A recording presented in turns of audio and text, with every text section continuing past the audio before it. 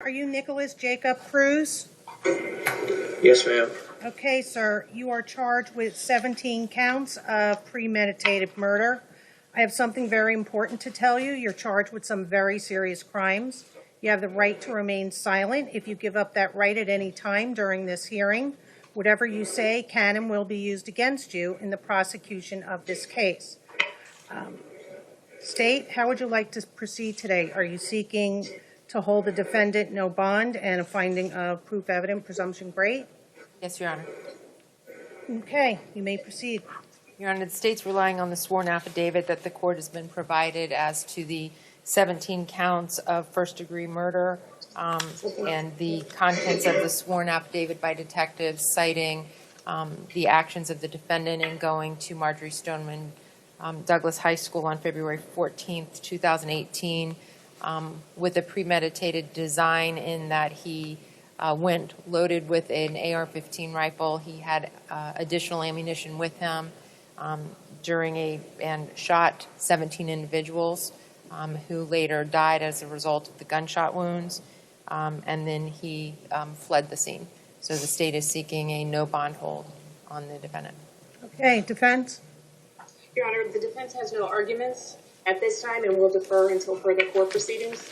We would formally invoke Mr. Cruz's right to remain silent, and that notification relates to any law enforcement agencies that are involved in this case, both at a state and federal level. Okay, I've reviewed the probable cause affidavit. Mr. Cruz filed in your case, and I find probable cause. I further find the proof of guilt to be evident or the presumption great. Therefore, Mr. Cruz, you're going to be held without bond until further order of the court. This order is without prejudice for you to file a motion to set bond with your assigned division judge and request a hearing under State v. Arthur. Does anybody know, has he been assigned a division judge yet? Yes, he has, Your Honor. He's been assigned to Judge Shears. Okay, all right. Thank you very much. Sir, you're going to be held no bond.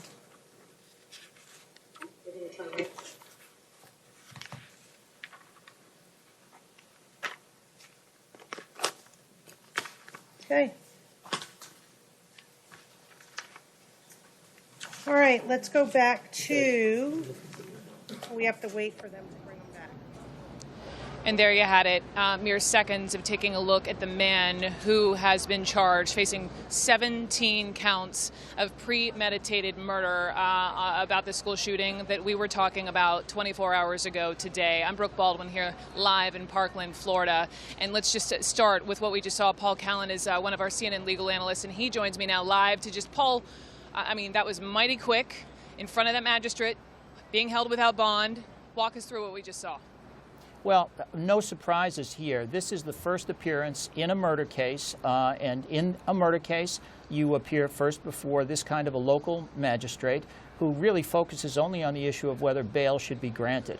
And she analyzed really two things in looking at the case: whether there was probable cause that he committed the crime, and the prosecutor indicated there's a very strong showing of probable cause since they have witnesses that he shot 17 people, and that it was premeditated because of his use of the AR-15. Shot and killed 17 people, shot many right. more people. I just want to be exact.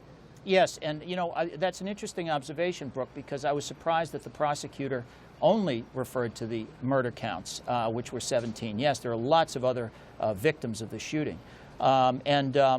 She indicated that because it's a charge of premeditated murder, that with a strong presumption of guilt, that no bond would be allowed. So that's it. And under Florida law, he'll appear in front of another judge who she mentioned at the end at a later date, and there'll be a determination as to whether there'll be a preliminary hearing where we'll see more evidence or whether this will just be a grand jury presentation.